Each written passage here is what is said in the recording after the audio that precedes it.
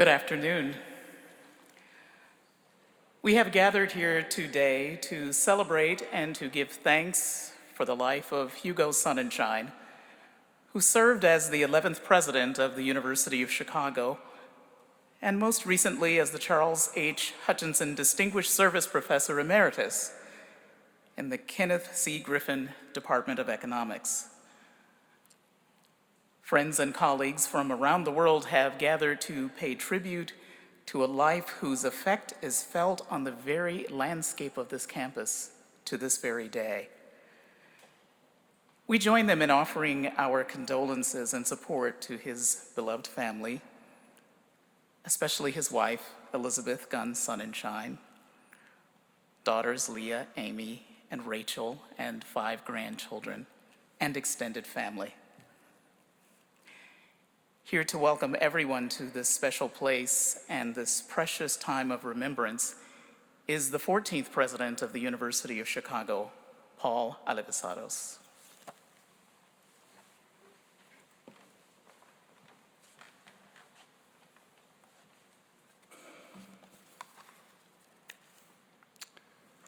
Thank you, Reverend Charles.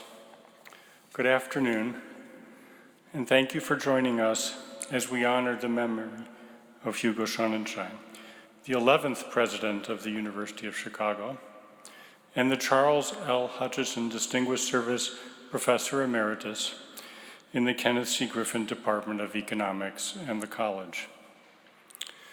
I too extend a special welcome to Hugo's loved ones, Elizabeth, his wife, his daughters, Leah, Amy, and Rachel, and his grandchildren. Thank you for your guidance in helping us to plan this celebration of Hugo and his many contributions to the University of Chicago and to the field of economics. I so much regret that I never had the opportunity to meet Hugo. I feel fortunate to have gotten to know him through his significant legacy. The enduring and impactful changes he put into place as president, his reputation as an eminent scholar of economics, and the generation of students, scholars, and administrators he inspired and mentored throughout his long and distinguished career. In the arc of any university, each president plays an important role in helping the institution and the community it comprises to evolve and to grow. Often, it is only with the passage of time that the full scale of the impact of such changes can be fully understood and appreciated. In his inaugural address, which he delivered in this chapel 30 years ago, Hugo challenged the University of Chicago community to look closely, to question what we do, and to confront our own assumptions. In doing so, he embodied the very values that define this university. In 1998, Hugo proposed a series of reforms aimed at enhancing and securing the quality of our undergraduate education in the longer term. These included an expansion of the undergraduate college and reforms to the core curriculum aimed at improving the quality of student life. In proposing these changes, Hugo made it clear that they would not come at the expense of the academic rigor that has always been the hallmark of the University of Chicago. His ideas were grounded in a vision of liberal education in which the highest aspiration was to expand one's ability to think, to encourage personal growth. Hugo saw that it was necessary for learning to take place both inside and outside the classroom in order to develop well-rounded and engaged individuals. In a letter to the faculty outlining his ideas for the college, he eloquently stated, "Liberal education includes the development of taste so that one knows not just what is logically correct, but what is valuable and what is beautiful." Not everybody agreed with these ideas. he faced a number of challenges during his presidency. Disputation is at the heart of how we seek truths, yet it is also important to recognize when they reach a resolution. It is Hugo Sonnenschein's ideas that stood the test of time. The foundational work that Hugo did with his early reforms laid the groundwork for the remarkable transformation of the college, which has since doubled in size and offers a fuller, richer experience for its students while retaining its signature academic rigor. Hugo made important investments in our campus that not only facilitated our continuing growth across the disciplines in support of our academic mission, but also reflected his holistic approach to university life. Hugo saw the importance of bringing the university together and enhancing engagement across the many parts of our university. He sought to achieve this by more deeply integrating the campus as a whole, including the addition of new residence halls, the Gerald Ratner Athletic Center, the Charles M. Harper Center, and much more. To this day, we continue to benefit from Hugo Sonnenschein's inspired vision of what this university should be. He did what we always hope that a president will do. He thought in a way that challenged conventional views and that led to meaningful change and growth for the university in the long term. As Hugo's third successor, I'm particularly grateful to him. His ideas opened the door to a much stronger and much healthier University of Chicago, one that is poised for this period's renewal of transformative educational experiences, ready to invent entirely new fields of knowledge, and eager to engage with our community and global societies to help address the greatest challenges of this era. Hugo Sonnenschein will be remembered as a beloved member of the University of Chicago family who made a profound difference to the course of this university. In doing so, Hugo made this a better place for generations to come. Thank you.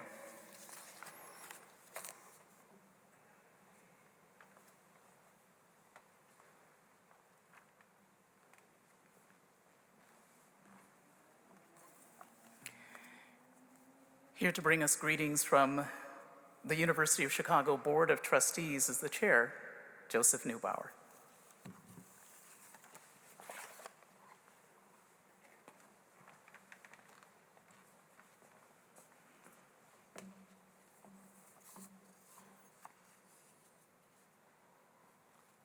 Thank you, Reverend Charles, and thank you, Beth, for inviting me to this gathering today, and good afternoon to everybody. We gather here to honor the life and legacy of President Hugo Sonnenschein. As you've heard, he was the 11th president of the University of Chicago, serving with distinction from 1993 to 2000. Many of you know what an eminent scholar and an accomplished university administrator Hugo was. He received his bachelor's degree in mathematics from the University of Rochester, master's degree and doctoral degrees in economics from Purdue. He taught at the University of Minnesota, the University of Massachusetts, Northwestern University, and then at Princeton. It was in 1998 that brought a career change for Hugo. He was recruited by the University of Pennsylvania to serve as the Dean of Arts and Sciences. He was the first outsider to be appointed to that position at the time. There was a launching pad for higher education administration for Hugo. After a few years at Penn, where he helped revitalize the undergraduate teaching, tripling the Arts and Science Endowment to over $100 million, he returned to Princeton as provost. He was appointed our president in 1992, and the rest, as they say, is history. I was fortunate enough to work with Hugo shortly after joining the board of trustees here, almost 30 years ago. But this was not my first opportunity to encounter Hugo's broad thinking and indomitable will to get things done. I had lived in Philadelphia at the time for about 10 years, and I was approached by my good friend, Jerry Wind, who's a professor and marketing whiz at Wharton, to help launch an innovative international program at the Wharton School at the University of Pennsylvania. It was called the Lauder Institute of Management and International Studies. The company, Estee Lauder at the time, wanted to expand their beauty business internationally. So in the late 80s, Estee Lauder was still a family business. The family wanted to educate both US and foreign-born employees by what it takes to be a successful global manager, as well as to understand the local culture. So Penn created a dual degree program, recruited both foreign and domestic students, 40 in total, who simultaneously earned a Wharton MBA, as well as a master's degree in international studies from the School of Arts and Sciences. Students could choose from various concentrations focused on different regions of the world, and they also were required to learn proficiency in 2 languages aside from their own. The novelty of this program captured my imagination immediately, given my background. At the time, I was running a global service company, very grateful for every day for my MBA degree here from the University of Chicago. But I come to the United States from Israel at the age of 15 with just a smattering of English that I'd learned watching American cowboy movies. Combining business skills with language and cultural fluency seemed to me like a no-brainer. But no one else had institutionalized this. So this was so early in international finance that Penn and Wharton had difficulty finding qualified international accounting professors. As you can imagine, the joint degree was not an easy sell to the Wharton faculty, nor to the Arts and Science faculty. But Hugo, who himself spoke 3 languages and was also fluent in mathematics and economics, as well as other social sciences, just loved the program.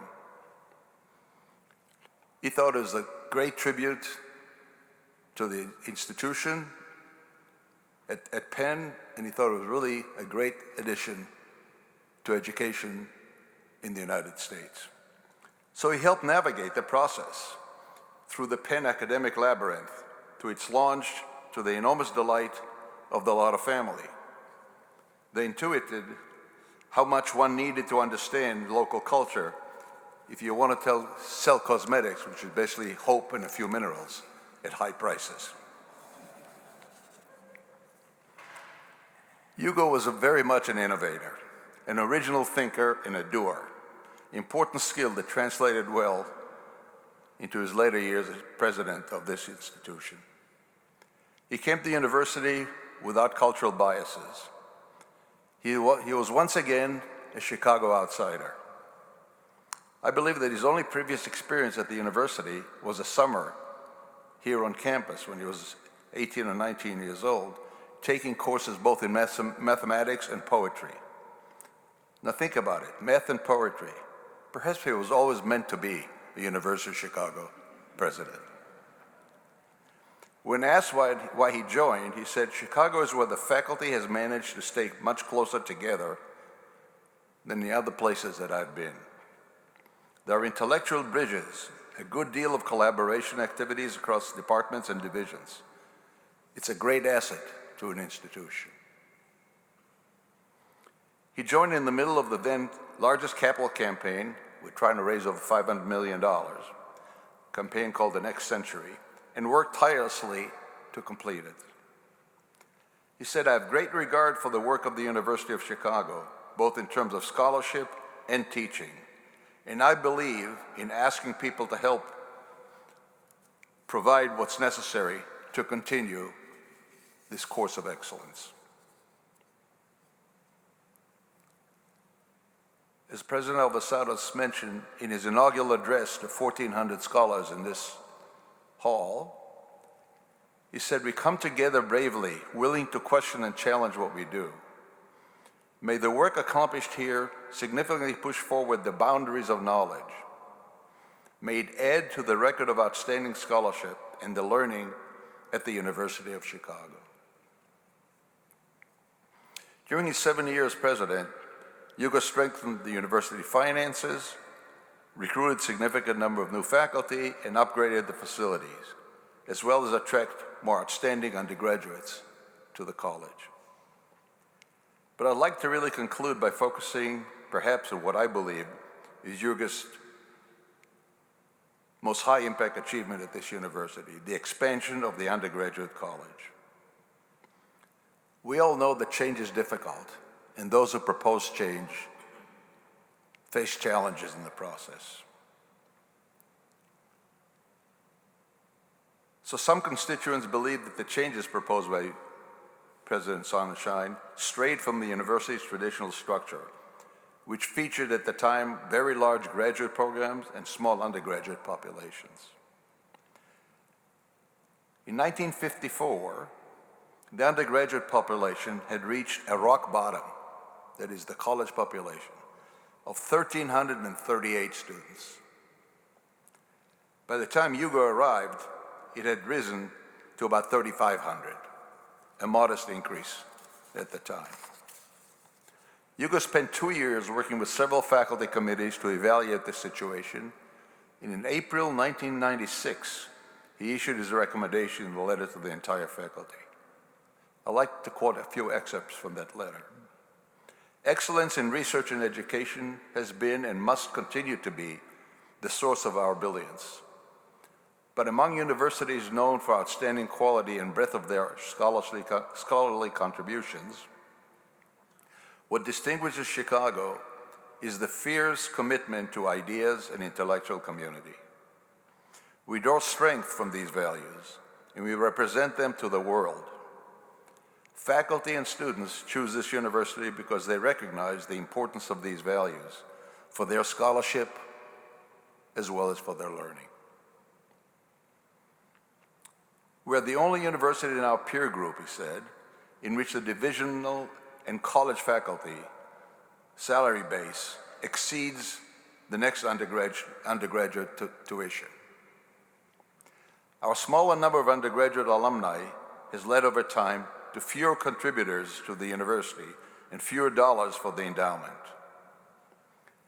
A structure which tuition does not cover salaries and in which endowment does not grow at a robust rate is not sustainable over the long term.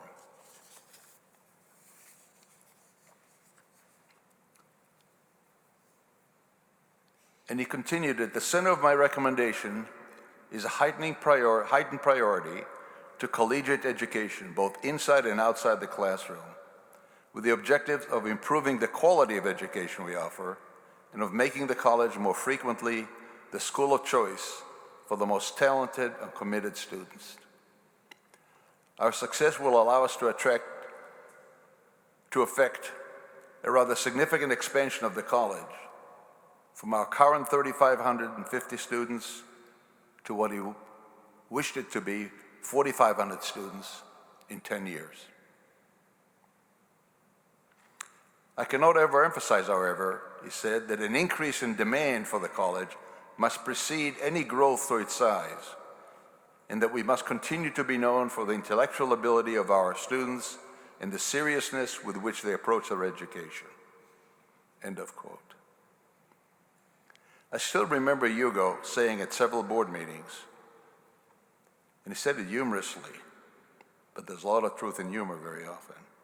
He said, when your friends or family or even acquaintances call you for help to get the children into Chicago, just as they do in the Ivy League schools, then you will know that we've really arrived.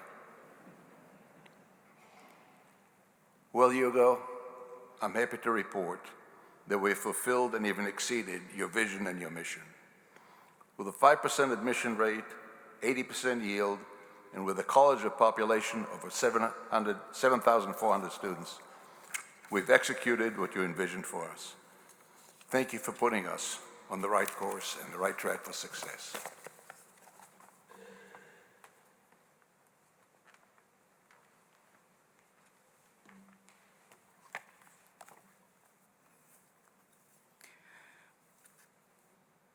We welcome to the university and to this podium the founder of the Barcelona School of Economics and professor of economics, Andreu Mas-Colell.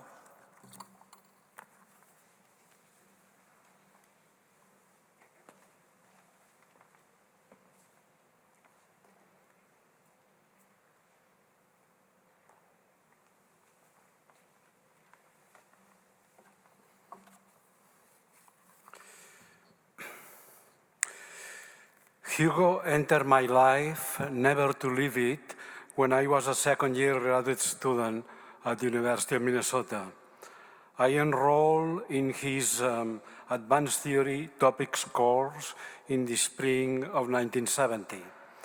It ensued what you would expect of a course animated by a great teacher: intellectual excitement galore, hours and hours learning the trade, while working exercises and solving problems, the excitement of making progress in some of them, the exhilarating feeling of ending up writing a paper with a much admired teacher. Yet, that spring, the interaction with Hugo went beyond the strictly academic, because the spring of 1970 was special in American life. It was the spring of the Cambodia invasion and Kent State. There were student strikes and protests, and we, students and professors, had to grapple with the issue of coming up with a proper code of conduct for expressions of political dissent in an academic environment.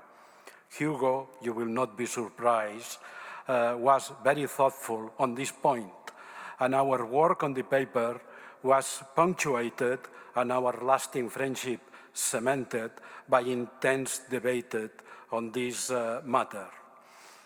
The whole of the interaction was memorable for me, but in all likelihood, not so much for him, because it was a style of interaction, student-teacher, that was new to me, that was the norm for him.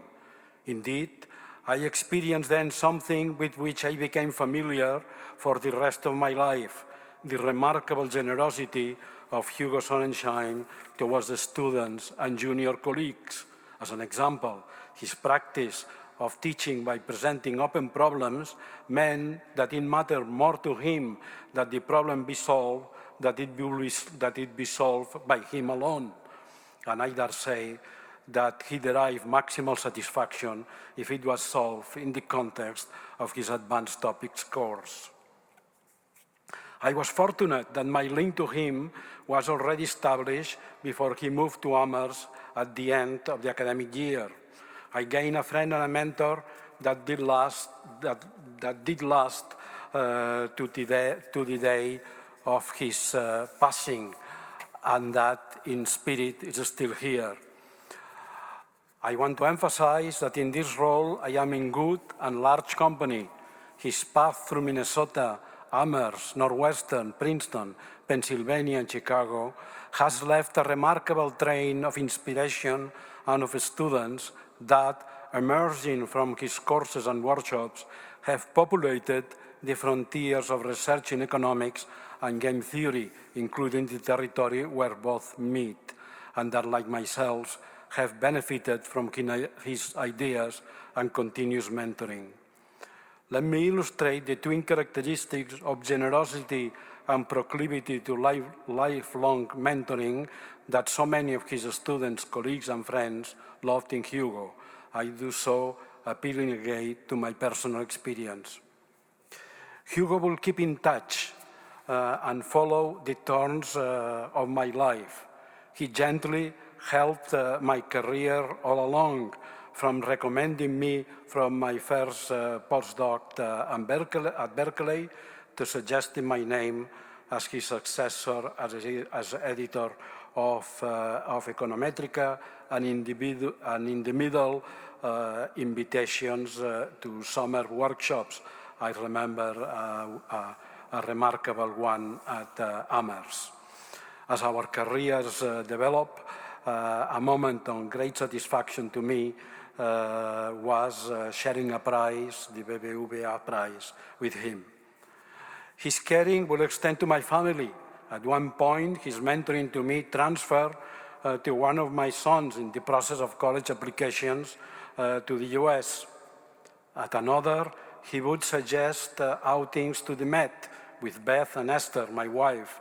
In this, always the economist and showing an unexpected practical side, he insisted with remarkable results in negotiating with the scalpers to the limit of time, a nerve-breaking ability that I envied and cannot match to this day. Hugo was a great deliverer of advice, both on scientific and on academic management matters. He was outstanding on both. We theorists, perhaps we academics, write more than we avow for the very few. That is, we all have a short list of people we want to impress. Hugo was in many such lists, and of course, he was in mine. In finishing the first draft of a paper, the question, what will Hugo think, was immediate, and in my case, particularly relevant as my work since the early Minnesota days has been much influenced by his intellectual agenda. His comments were always helpful and positive. I knew him well enough to detect various degrees of enthusiasm, but no matter, what he said was always insightful and a stimulus to further thinking. In the province of academic management advising, I should put on record the gratitude of a large community of economists in Spain, in particular of the community of the Barcelona School of Economics.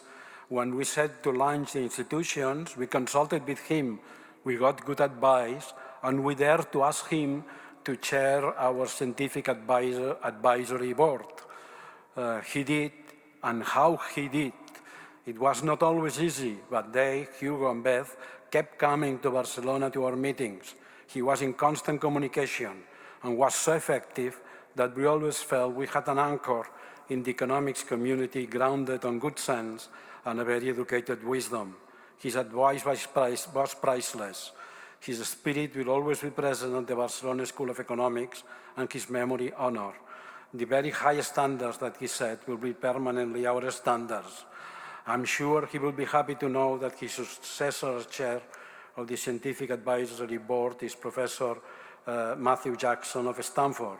I first met Professor Jackson when I was at Harvard, and in true Hugo mentoring style, he asked me to talk to a brilliant undergraduate from Princeton by the name of Matthew Jackson. To conclude in a more personal note, I would like to mention that among the many things I share with Hugo, there is a singular one. I am also an economic theorist of a rather abstract persuasion that, however, has had a complementary career in scientific and university management. Also in this, I have been influenced by Hugo. From Minnesota days, I knew that he contemplated this option for his future.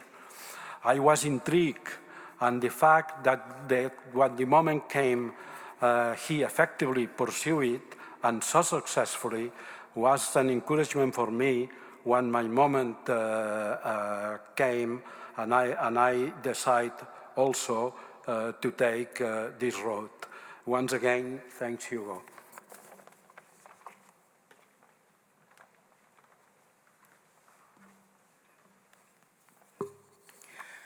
We will now hear remembrances from Stephen Poskenzer, former Chief of Staff of the President's Office here and former President of SUNY at New Paltz and Carleton College.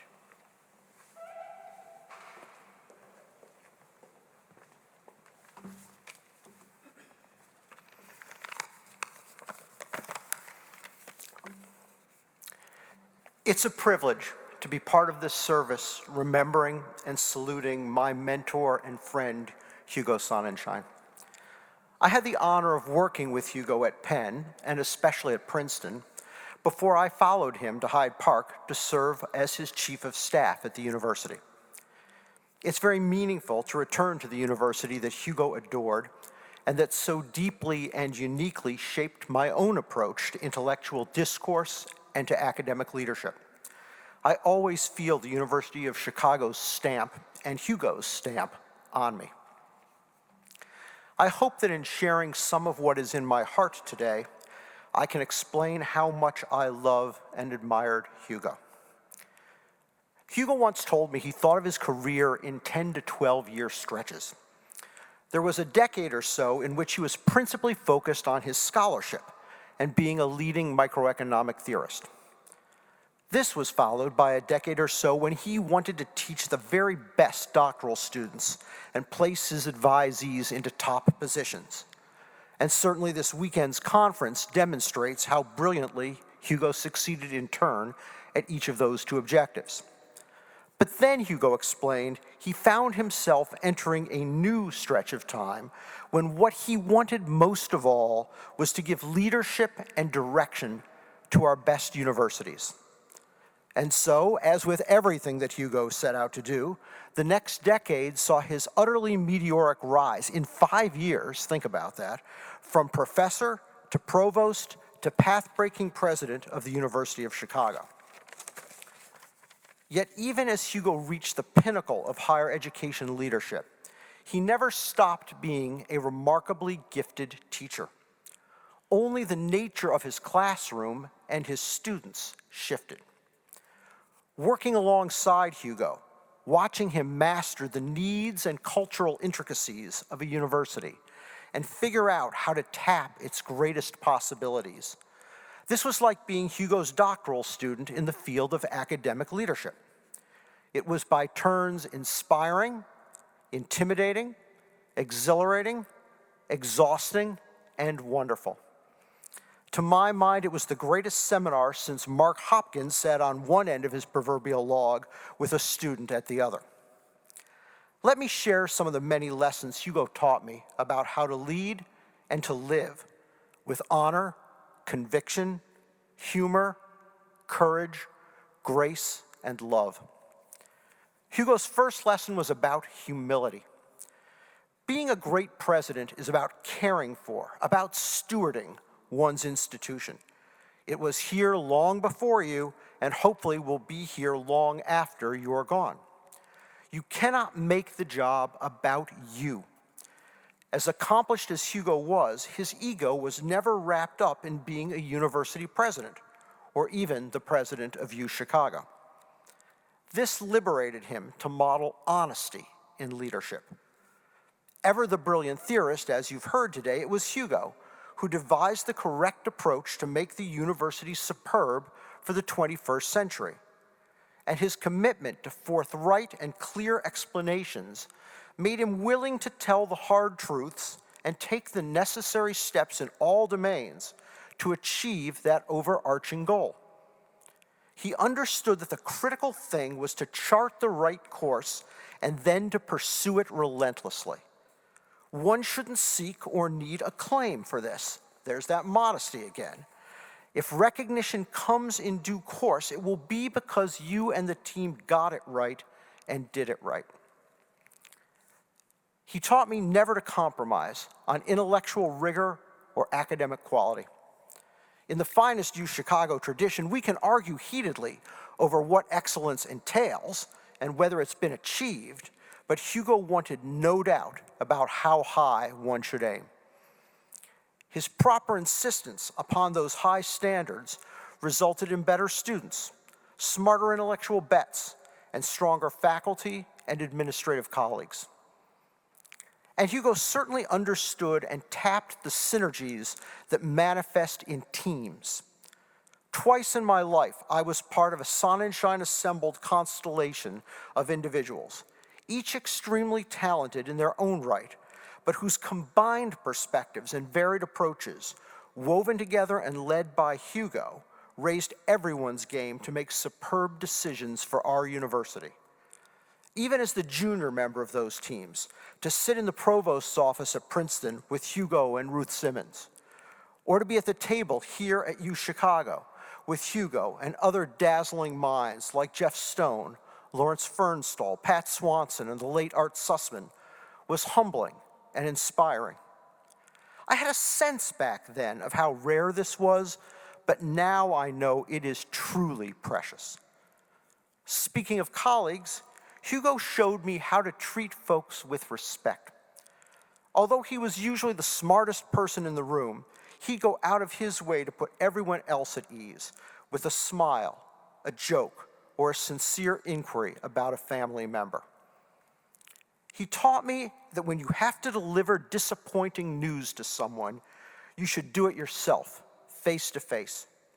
You should aim for that person to walk out of your office thinking, I don't agree with his decision, but at least he had the decency and the integrity to explain why he went in a different way, and I respect that choice.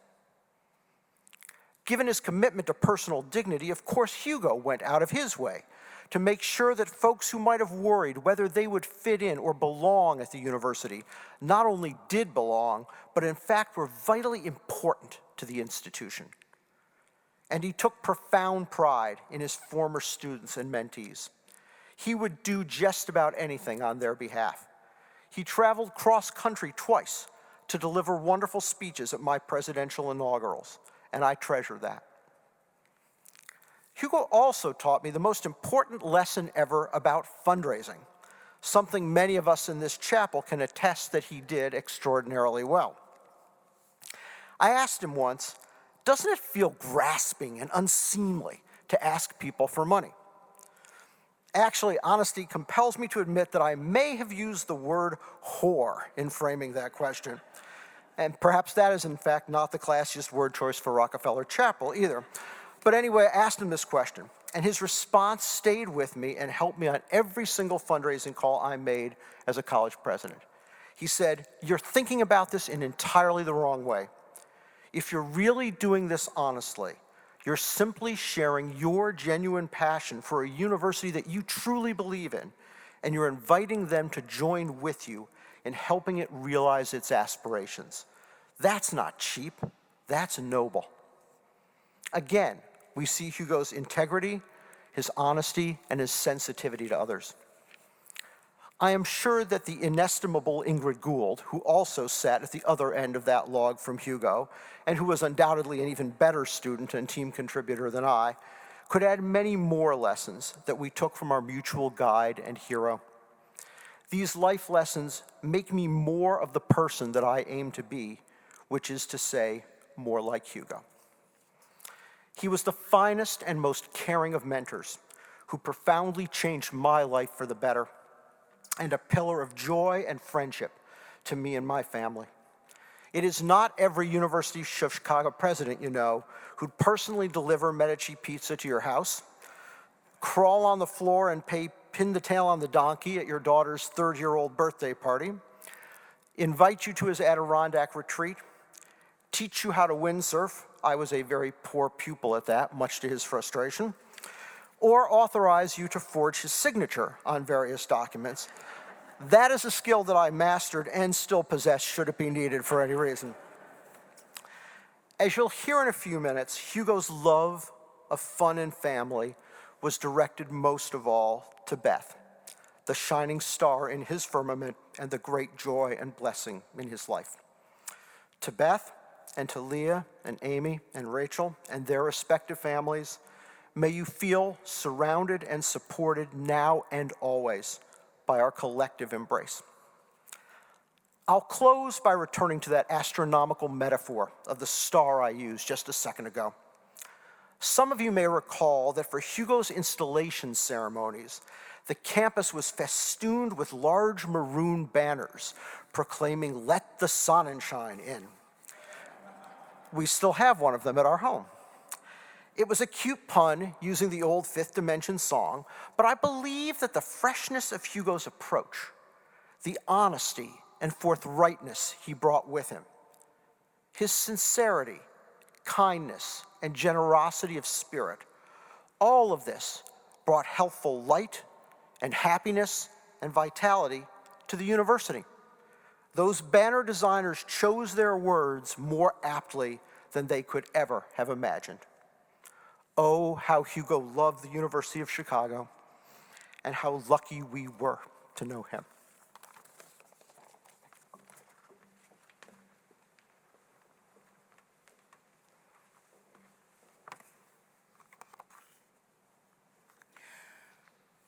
Robert J. Zimmer, the University Chancellor and President Emeritus of the University of Chicago will bring us reflections now.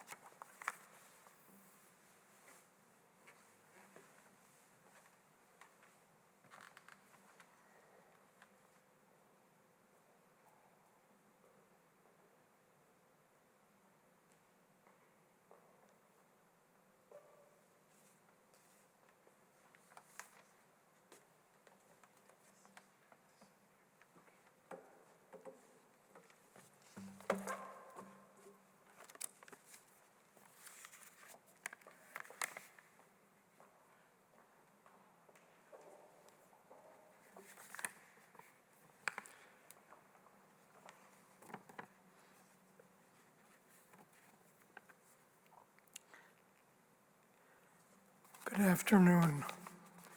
I'm honored to have the opportunity to speak to you today about Hugo Sonnenschein, and I want to thank Beth, Leah, Amy, and Rachel for inviting me to do so. I met Hugo for the first time when he arrived at the university to begin his presidency, and we remained connected throughout the years since then. One of the things I saw with Hugo Sonnenschein from the very beginning, and it continued in all the years we worked together, is that Hugo was a seriously independent thinker.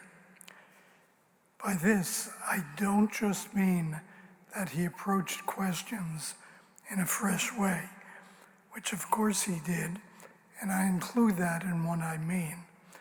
But he was also a very independent thinker about what are the right questions to be asking. His focus on thinking through what the right questions are and the right way to approach them was very powerful, and he was deeply committed to that. That made him an important and impactful leader. It was also an approach that, because of the challenge implicit in that kind of approach, inevitably created some controversy, which Hugo was always prepared to deal with. At the end of Hugo's term, he called me up and told me he'd been starting to think about economics again, and he had run into a mathematics problem and wanted to know if I was interested in thinking about it. So I said, sure. He sent it to me, we talked about it a bit, and he said he was convinced this was the right way to look at this problem, but he was stuck on making progress on it. So I looked at it, and my response was that I understood why he was having trouble, because it was difficult. I don't think I ended up helping him with the problem, but it was interesting to watch the same sort of independence of perspective and questioning that he had in thinking about this economics problem as I saw in him during his time as president. So I was not surprised by his response to my response. His response was, okay, I'll think about it some more.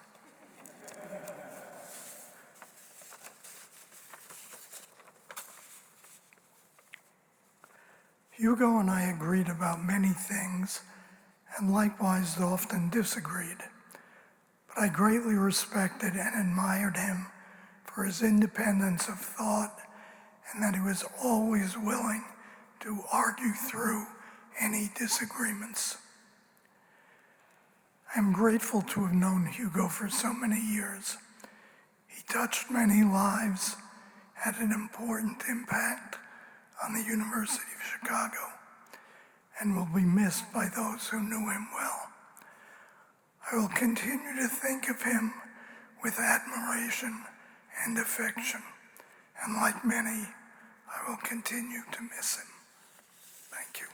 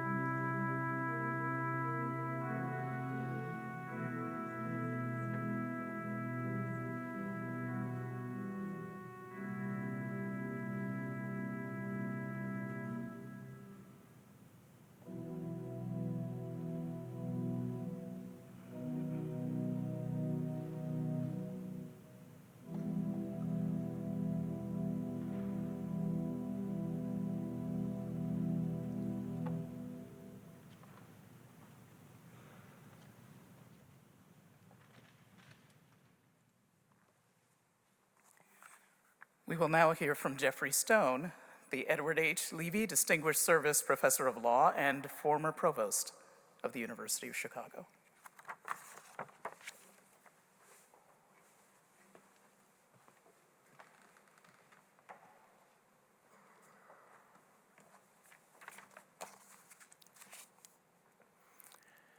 In 1973, I joined the faculty of the University of Chicago as an assistant professor of law. Thus, by 1993, when Hugo Sonnenschein arrived as our new president, I'd been a member of the faculty for 20 years.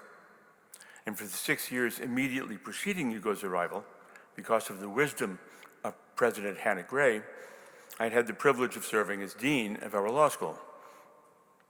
By that time, I bled maroon, and I was deeply steeped in the romantic mythology of the University of Chicago, an institution that is unique in its celebration of its own character and values. The university's mythology is captured by such familiar phrases as the life of the mind, the university, a place where the air is electric with ideas, where students are taught not facts, theories, or laws, but how to think, and where the proper response to even the most withering question is not resentment, but gratitude. At the University of Chicago, we live deeply within our mythology. This is one of our great strengths. A powerful and positive mythology can create a sense of mission, a sense of character, a sense of destiny, and a reason for being. But such a mythology can also be a source of weakness. It can invite complacency and self-congratulation. It can invite too easy answers and a too ready acceptance of things as they are. When I first met Hugo, I discovered right off the bat that in true University of Chicago fashion, he always asked the hardest questions. He was inquisitive, rigorous, persistent, and absolutely unforgiving of evasion. Familiar answers that invoked our mythology as definitive were simply not acceptable. No matter how much such answers might reaffirm what we like to believe, that was not good enough. Hugo always got to the facts and then acted upon them. Hugo fully embraced the values and aspirations of our university, but he understood that to preserve and protect those values into the future, difficult decisions have to be made. Over the years, I've had the privilege to know many academic leaders. I've observed that most of them follow the principle of conservation of self. They ask how they can add value to their institutions, but at limited risk. Limited risk of criticism, limited risk of difficulty, limited risk of failure. Hugo was different. As I soon discovered, he consistently asked not how we could add value at reasonable risk to ourselves, but how we could add the most value, period. Hugo and I had many discussions about taking on difficult, sometimes seemingly impossible challenges. I often argued for a more modest, more cautious approach, a more limited risk. Hugo invariably opted for the long-term best interests of the university. I could never persuade him to make it easy on us. Hugo never put his own interest ahead of the university's. He never once chose the path of least resistance. In addition to setting the highest standards for himself and for his university, Hugo demonstrated courage in the face of adversity. Not only was he willing to take on the hardest challenges, but he persisted. He never backed down because it was hard, even when it was harder than expected. There were several dark moments when everyone around Hugo wanted to throw in the towel because things had become too stressful. But Hugo did not waver, and in the end, everything that needed to get done got done. Hugo increased the size of the college and at the same time increased the academic excellence of our students.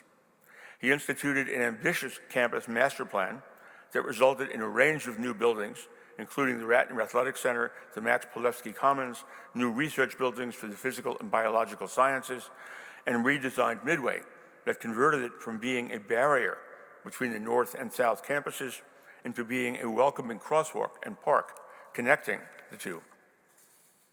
He created new academic programs, including the Center for the Study of Human Rights, the Center for the Study of Gender and Sexuality, and the Center for the Study of Race, Politics, and Culture, to name just a few.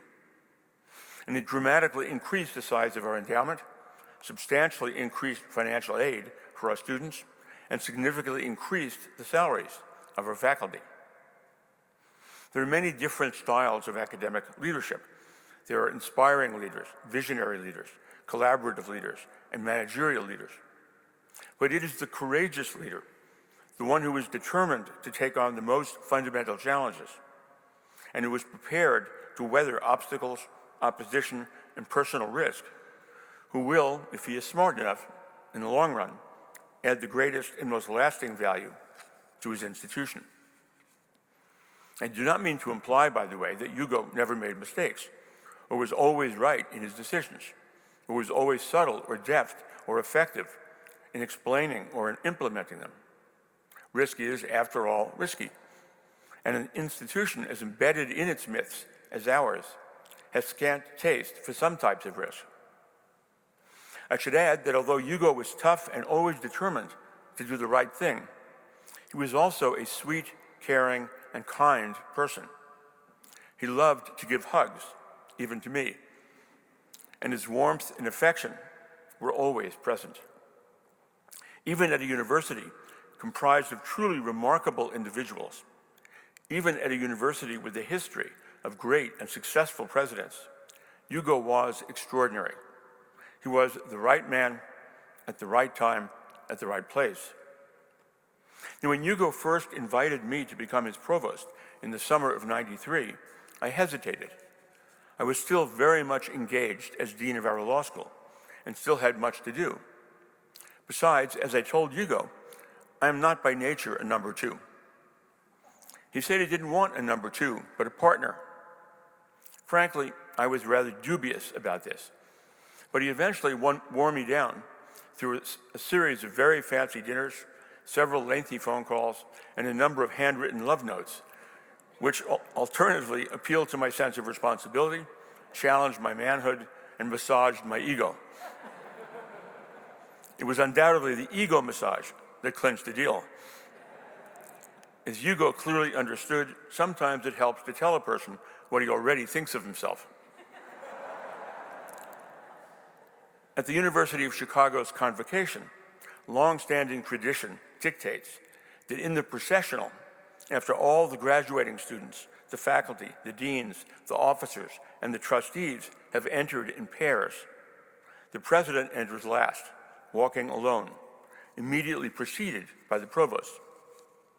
At the very first convocation in which I participated as provost, as we were just about to enter Rockefeller Chapel, and after we'd been lined up in proper order by the marshal, Hugo, in a gesture that was symbolically expressive of what he meant by partnership, that was reflective of his character and his modesty, and that was constitutive of our relationship for the years to come, gently took my arm, pulled me back, and said, "Walk with me." I'm proud to say that I have ever since, and will continue to do so for the rest of my days. Thank you.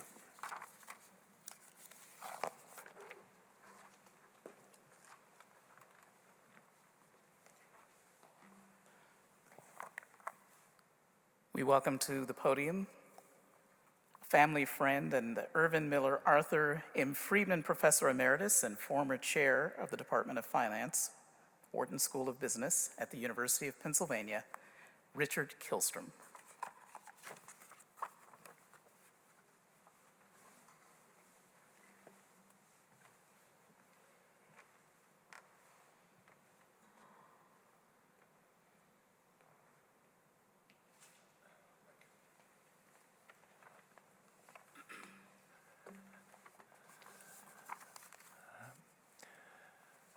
It was just over 50 years ago that I received a call, I would say a surprising call from Hugo, telling me that he was leaving the University of Minnesota to go to the University of Massachusetts. This was surprising to me, as I said, because Minnesota was one of the top departments, and I think it's easily fair to say that UMass was not there.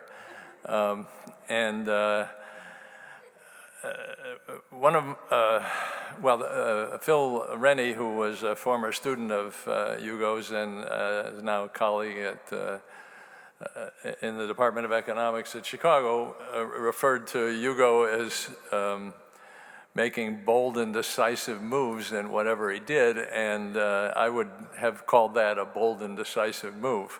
In any case, during the call, he asked me if I would like to join him, and I can tell you that in spite of the fact that I was taken aback by his decision to go, I pretty quickly decided that I would join him, and I agreed.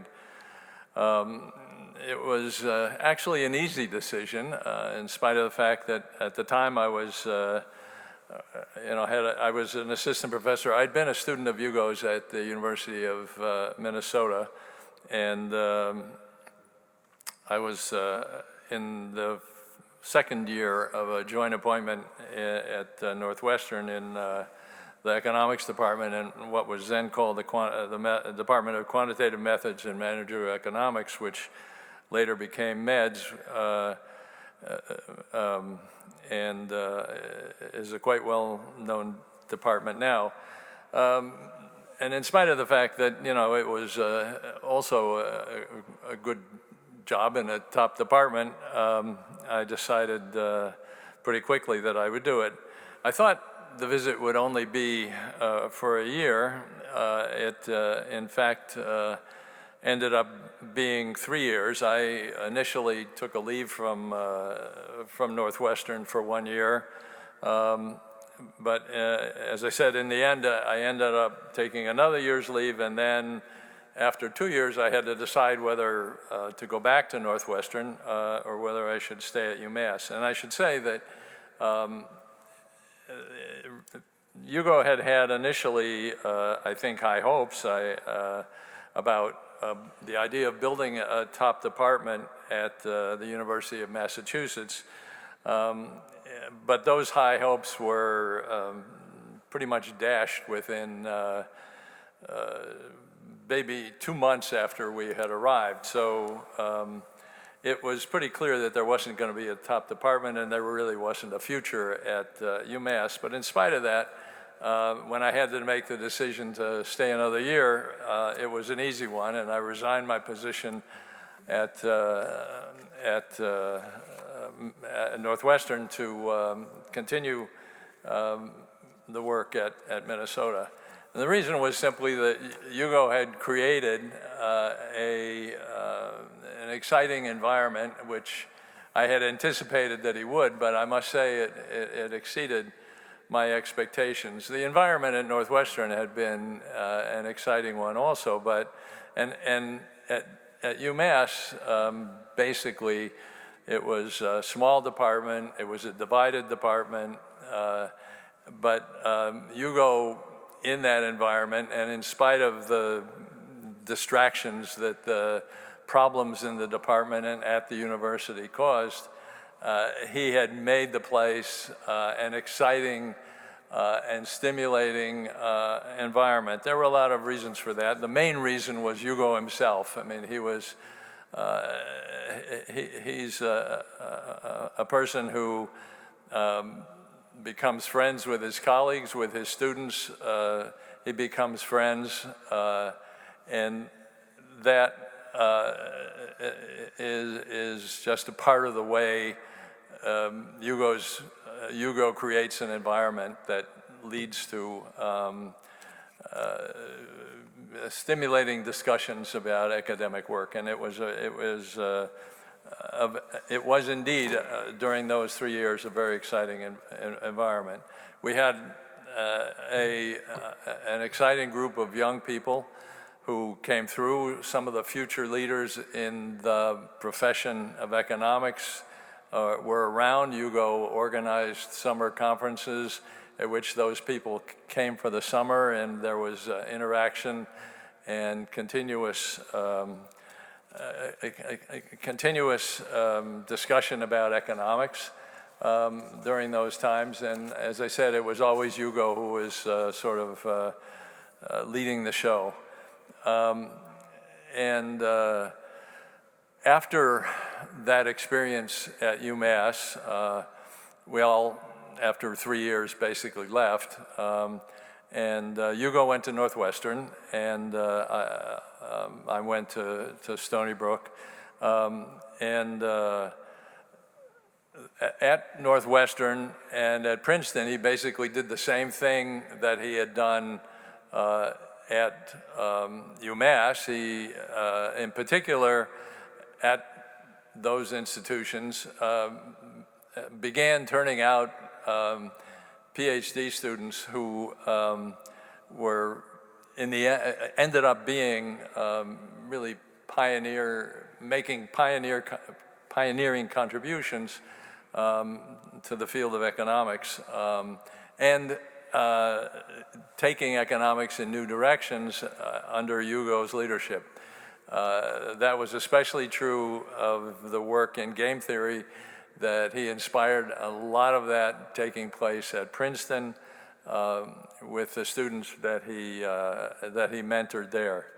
Not only was he a mentor of PhD students, but he was also a mentor to his young colleagues, and that was, of course, something I experienced at UMass. I had first experienced it as a PhD student of his at Minnesota, and that experience at Minnesota had led to my decision to go with him to UMass. And it's my view that in spite of Hugo's outstanding achievements as a researcher, economic researcher himself, those mentoring, his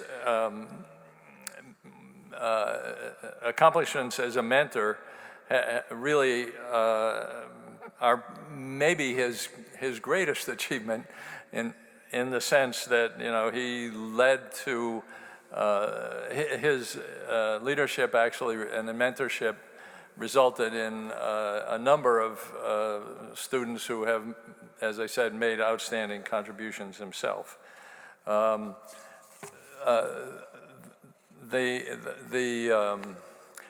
should say also a few words about his own contributions. I don't really feel that I'm the person or that this is the occasion to talk about the contributions he made, but I will simply say they were pioneering contributions that have been built on by researchers who have gone on to make subsequent pioneering contributions on the basis of what Hugo did. It's truly foundational, well, it's truly foundational work, and it's been exceedingly important. And his own students have gone on to expand on that, build on that, and make pioneering contributions of their own. And as I said, I think the major reason for that is basically Hugo's mentorship. When I speak about his mentorship, I should add that, you know, part of what made him special as a mentor was the fact that he treated his students as colleagues immediately, and not only as colleagues, but as friends and warm friends. A lot of the discussions that Hugo had with his students often took place on walks, the long walks that he had with his students. That was mentioned several times at the conference that just concluded, which included many of his former students whose papers that they gave at the conference were illustrations of the impact that he had on them. But these long walks were as I say, an important part of the process by which his students became friends and the process of actually discovering new economics. When we were at Minnesota, and actually I should have added that one of the attractions that Minnesota had for my wife Jane and I was the fact that we had become close friends with Hugo during our with Hugo and Beth during our time at Minnesota, and that again had been something which developed simply because Hugo made friends with his students. The first experience we had like this, well, maybe not the first, but we had shared meals with them before, but we, at one point during the stay at Minnesota, we, my wife Jane and I and Hugo and Beth with, I think all three of the girls were born at that time. They all came along at very young age on a ski trip that we made to Lutsen, which is on Lake Superior, probably 60 miles north of Duluth. So it had the potential to be very cold up there. In fact, it was very cold up there. It was minus 30. And it was so cold that you couldn't ski. Your skis literally wouldn't slide. In any case, that was the first experience of a ski trip. We subsequently, while we were at Minnesota, made ski trips. We did that as a family, and in fact, we did that as a faculty. One of the extensions of the walks that Hugo takes with students and colleagues was that at UMass, those walks became hikes in the mountains, long hikes in the mountains, up mountains, and so that was one extension. Sometimes those hikes were done with colleagues, often they were done with family.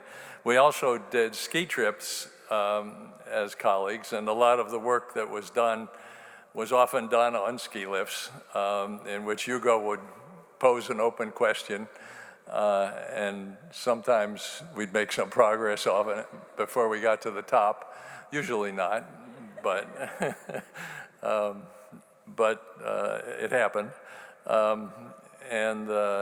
So skiing was another way in which professionally we interacted and personally.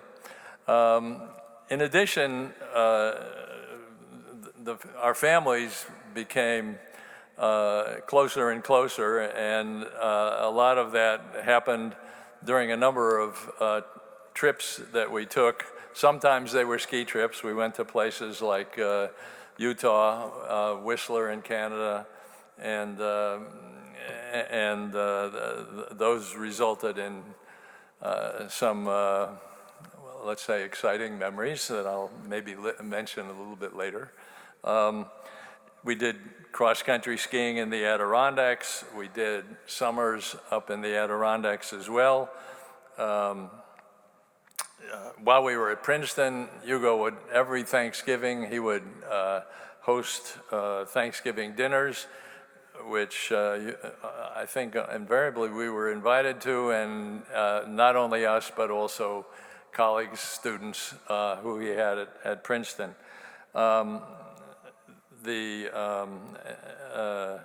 Another thing that we did was a blue cruise along the Turkish coast. Again, that was an academic conference, but it was also included families, so it was just as I said, another extension of the way Hugo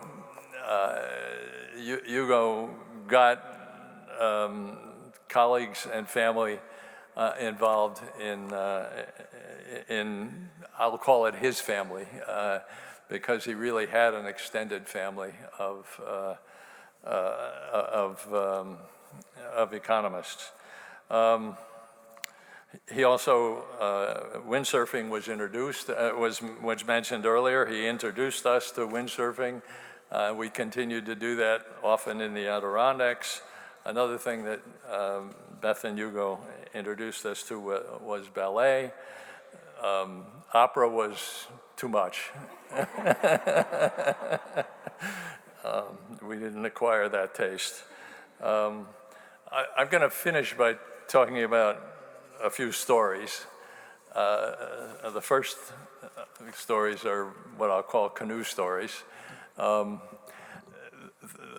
a few of them. One of the things I grew up doing was fishing. Hugo never acquired that taste from me, but we used to canoe a lot, and he offered one day to paddle the canoe while I fished, and it's the only time that I had a guide who actually read a novel to me while I was trying to fish. So that was an unusual experience. Another one I think had, one of the trips we did was a trip to Maine, which it was intended to be a trip down the river dividing Maine from New Brunswick, and we started that trip canoeing on a lake which flowed into that river, and on the trip with us was a French girl who Hugo and Beth had over the years well, they had arranged exchanges between their students going to France and the students of Hugo's friends in France coming to the US, and one of those girls was there on that trip. She had come to Princeton expecting that the trips she would do from Princeton would be shopping trips to New York. She had found herself on this lake in a boat, in a canoe with Hugo at the back. I would say she was unenthusiastic. And Hugo, I remember, and I think we all remember, sat in the back while she had to paddle in the front. And I remember Hugo sitting in the back yelling, "Stroke, stroke, stroke." And I don't think she appreciated it. So after we got to the river, there was a dam at the river, and we were putting in the canoes. One of the things that I think I may have mentioned before was that Hugo was described as being bold and decisive in making decisions, and I think, going on these trips and a lot of the skiing experiences we had we made bold and decisive decisions. Actually, one of them was when we were cross-country skiing in the Adirondacks.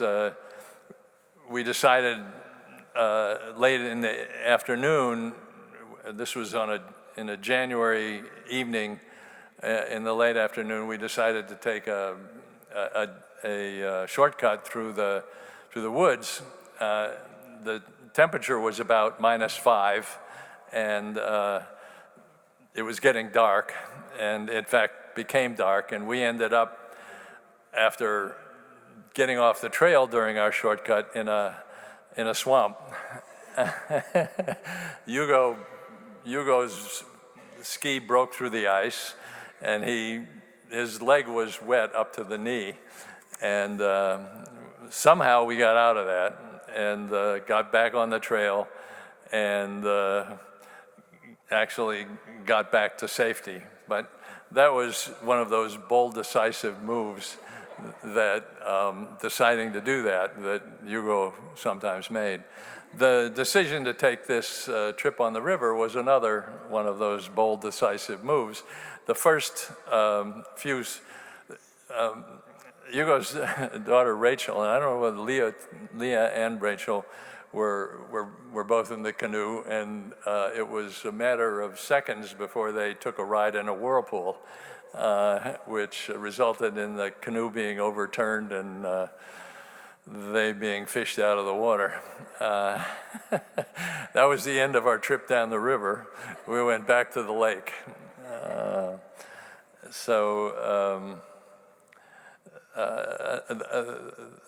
Those are my canoe stories. There is a skiing story that I want to tell also, which is the result of one of those bold, decisive moves that we made. I'm attributing these decisions to Hugo. They were jointly made, actually, I should say. But we came to a Black Diamond slope that was called Jimmy's Joker. The reason it was called Jimmy's Joker was because the guy who cut the trail actually had done it in a fog, and the result was a trail that had a few interesting turns. And we got to this Black Diamond run, and it was pure ice. And of course we decided to do it. And the end result was, again, Rachel somehow ended up always getting the brunt of this, but with Hugo and Rachel sliding down this icy slope, and Hugo's slide ended when his binding exploded after he had hit a tree. Unfortunately, it was his foot that hit the tree. That was another one of these experiences. I'm going to stop with these stories and just say that, I'm going to say something that Hugo often said at the end of our discussions of economics. Both Hugo's father and my father had been salesmen, and often when we had been talking about economics, he would conclude them by saying, it's a pleasure doing business with you. And that's the way I think I want to end this, by simply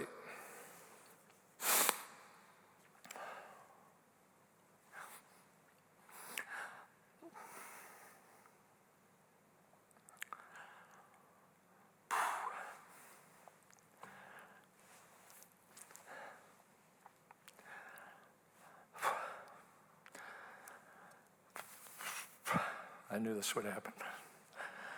Simply saying, Hugo, it's been a pleasure doing business with you. Here to offer family memories are Leah Schroudenbach, Amy Venetier, and Rachel Mosey, Hugo and Beth's daughters.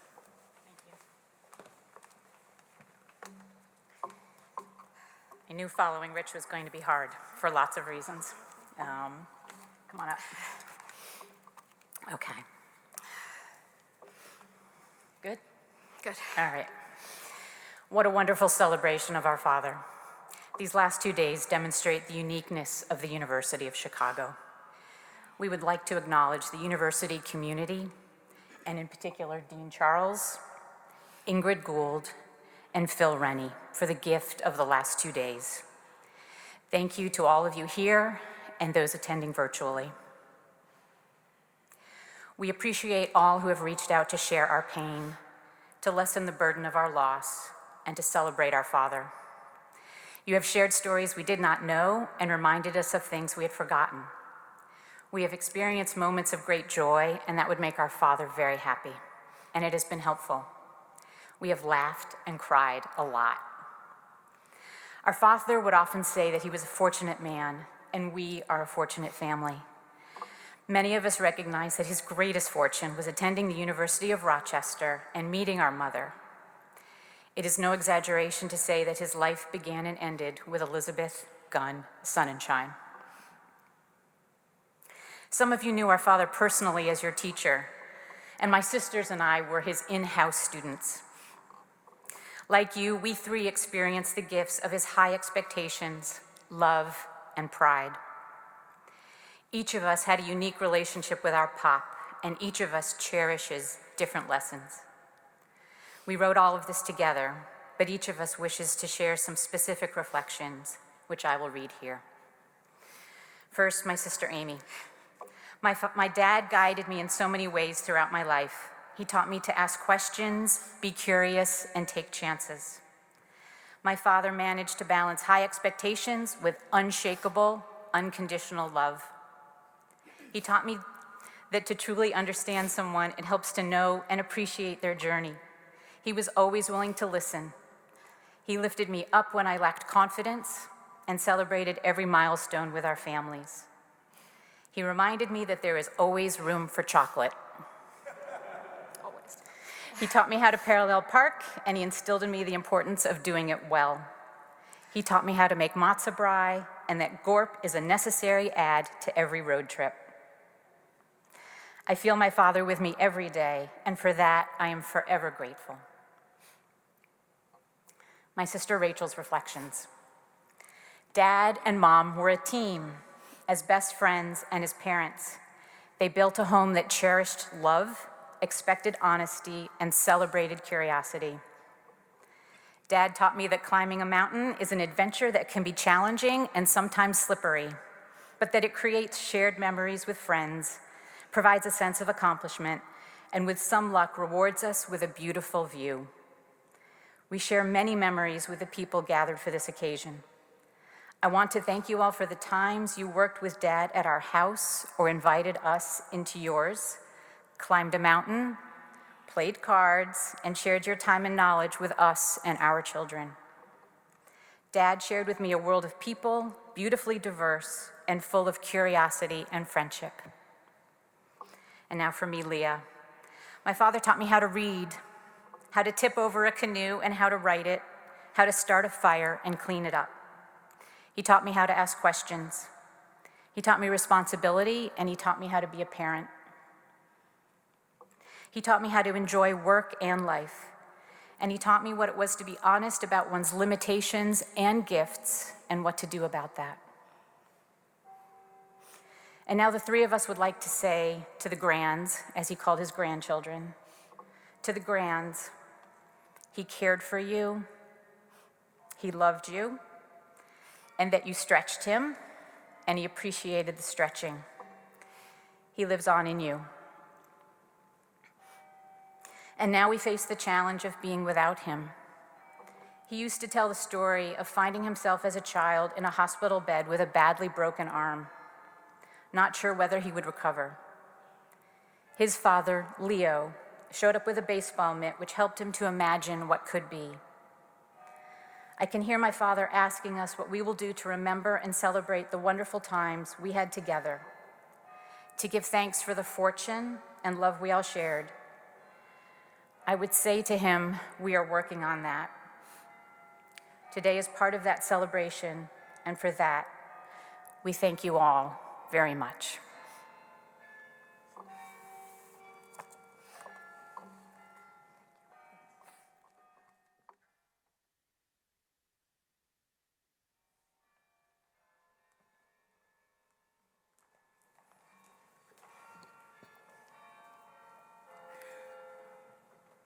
Thank you for sharing your touching words of remembrance, and especially for sharing Hugo Sonnenschein with this university. No president can meet the demands of university leadership without the support and generosity of family. Thank you. As our time together draws to a close, I invite you to remain seated until the organ postlude concludes. Afterwards, you are invited to a reception in the Winter Garden of the Booth School of Business, the building just to the northeast of the chapel. One final story. Once upon a time, an inquisitive young man took a poetry course at the University of Chicago. While here, young Hugo committed to memory a luscious, lyrical tongue twister of a poem reflecting his love of nature and his capacity for joy. The concluding words of our time together are from the pen of Gerard Manley Hopkins, Pied Beauty. Glory be to God for dappled things, for skies of couple color as a brinded cow, for rose moles all in stipple upon trout that swim, fresh fire coal, chestnut falls, finch's wings, landscape plotted and pieced, fold, fallow, and plow, and all trades, their gear and tackle and trim. All things counter, original, spare, strange. Whatever is fickle, freckled, who knows how, with swift, slow, sweet, sour, a dazzle dim.